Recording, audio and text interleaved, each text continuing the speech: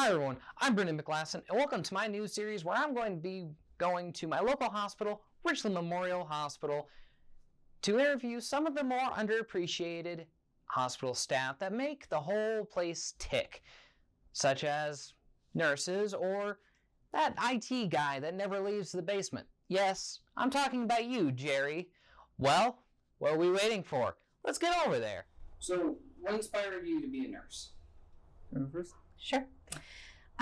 So I was inspired to become a nurse because I wanted to choose a career where I could be in constant service of others. And I feel like that's why I chose it. It's something I can do daily for other people. Ditto. Yeah. Yeah. It was all about service for me and like doing something where I could make a difference. I think it's one of those careers where you see the difference immediately. Mm-hmm. It's not something you have to wait and postpone. You get to interact with the families daily and definitely see how it impacts our community. Mm-hmm. All right, can you describe a typical day in your role as a nurse? You know that one. Yeah, every day is vastly different. I mean, some days kind of feel monotonous. It just depends, but like most days are very different. So we come in, we get our report from the night shift and kind of catch your bearings per se. You go through the charts and make sure that you kind of know what the day entails, what you had to do. You go see your patients.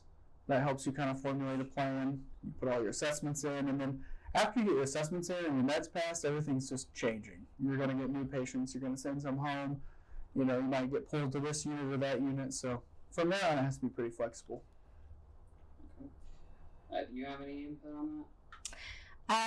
Yeah, just to be ready for change. You can't expect, it's not routine at all. There's always going to be something that's thrown into your daily schedule that you're going to have to roll with and work with, whether it's short staffing or your patient starts to decline. You just have to be able to roll with it. How do you handle the emotional challenges of working in healthcare? Oh, man. I think we all kind of develop our own ways. There's a lot of teamwork, a lot of team building, and noticing triggers for your coworkers. You just have to be very observant of what is going to possibly not set them off, but cause them to need a little extra help that day. I know myself during COVID, a lot of us went through just accepting that you watch patients die a lot more frequently than we had been used to. So we all really, I think, got a lot closer and let each other know when that was affecting us and when we needed to talk about it, when we needed to decompress and step back for a little bit, even in some cases. Agree. What are some of the most rewarding aspects of your job? I think one of the most rewarding is just the people that you meet. Like, you just make crazy connections with so many cool people. You get to see people do better sometimes, and kind of at the best and the worst moments of people's lives. And just to be able to be here is pretty rewarding. And just knowing that you are able to advocate for people that can't advocate for themselves. Like, just knowing that you're that last voice for them and seeing that affect change in their lives. How do you stay updated on new medical practices and technologies? That's a good question. We have quite a few evidence-based committees that we go to, and they try to keep us informed of changes at Big Carle and just worldwide, really. If there's new equipment that seems to be helping more, if there's new medication. Again, back to COVID, they would let us know whenever they had new medications that they thought were effective at other facilities, and then we would work that into our care. We have an antimicrobial stewardship committee that lets us know about medications that are becoming ineffective or causing more problems than helping. Yep. Lexicomp. Up to date. We have online resources on our charting system where we can go on, and if we feel a little bit weak on something, or we're like, let's make sure we're doing this right, we can click on our link and just get up to speed like that. And there's also videos that it'll send us if there's a checkoff that we haven't done for a while or a pump we haven't used for a while. Then we do have those resources where we can look at it, review it before going in with that patient.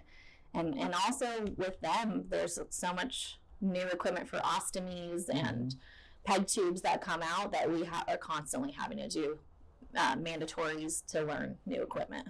And you learn a lot from the patients. Yeah. The patients are sometimes experts on what they bring in. Mm-hmm. And so we can be able to, we can say, hey, what is that? Can you show us how to do it? And they're the experts. Yeah, definitely Sometimes, that yeah. communication with your patient and what works best for their bodies. Yep. Mm-hmm. What advice would you give to students interested in pursuing nursing? Do it. Yeah. That's simple. Yeah, I know Just it's give it a scary, shot. Yeah. and everyone always thinks you're not gonna succeed, but if you want to succeed, you will. It's so worth it. And definitely have the compassion for it. Push away the schoolwork part, you'll get through it. But if you have the compassion for it, we need compassionate nurses Agreed. that are there Kindness, for patients. Empathy, compassion. You'll figure out the books. Yeah, or we'll help you because we want people that are good for our patients. Agreed. And how do you balance patient care with administrative duties? That's honestly a good one. And to be completely candid, I don't like to. I would much rather take care of people than worry about the paperwork and the other stuff. So Yeah, it's definitely a learning curve. yeah, you just kind of have to. You know that, like, they always tell us if you don't try to, it didn't happen, even if you did it. So you have to kind of balance, like, I'm gonna go above and beyond and like do the best I can do, but I know I have to put it in on paper. Like, I know I have to check the boxes because that's what people see. They don't actually see what we do. No. So what teamwork or collaboration do you experience with doctors and other healthcare professionals here? Yeah, that's constant. It is, yeah. I feel like all of our physicians have, I mean, you know them inside and out. I don't know, just like kind of what their standard is, what to be notifying them on. I know we do our interdisciplinary rounds here, which really helps. It encompasses discharge planning as well as pharmacy, physical therapy, occupational therapy. We have our nurse practitioner go around with us, and then I think case management also is involved. So yeah, we're constantly collaborating with them. We're kind of their eyes and ears with the patient, and then we have to get back with them if they miss something in the hours that they're here, or if something has changed when they're over at the offices. So I think collaboration is an all-day task. And how has the nursing profession changed since you started? I think during COVID, people were less afraid to jump to different jobs, or a lot of people left the profession. And so, like, when I started, it was very much like, you graduate school, if that hospital paid for your school, you are 100% committed to that place, and you're probably not going anywhere else for quite some time. Now it's more so like, there's a big turnover. yeah, it's, And you worry about that, I think. It's less. I guess we should say how long we've been here, too. Oh, yeah. Go ahead. Okay, so I'm Aurora Polk. I've been a nurse here on the med-surg floor, and I cross-trained ICU for 12 years. And I'm Ryan Millsap. I've been here for 9 years in a variety of hats. But yeah, it's just changed. I don't know that it's changed for the worse at all. But it's always changing. Yeah. Like, it sounds cliche, but tomorrow is different. You know, everything is always so different. That's kind of a good thing about this profession. We always change products and how we do things and people. And I know when we first started here, they would like you to start on a medical floor or a surgical floor to get used to that. And now you can start wherever you want, whatever you're. I think that helps. It helps people stay in those positions that they like. Yeah, I do too.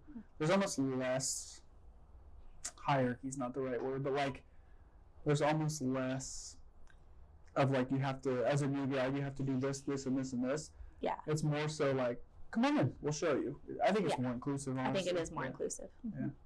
Yeah. Well, there you have it, folks. Next time you end up going to your local hospital, if you see a nurse and they're not busy, just stand there and say thank you for everything you do to make this hospital run. I would also like to apologize for the terrible audio in the beginning and during the interview. We have new mics and we are still trying to figure out how they work well. Next time, it should be fixed.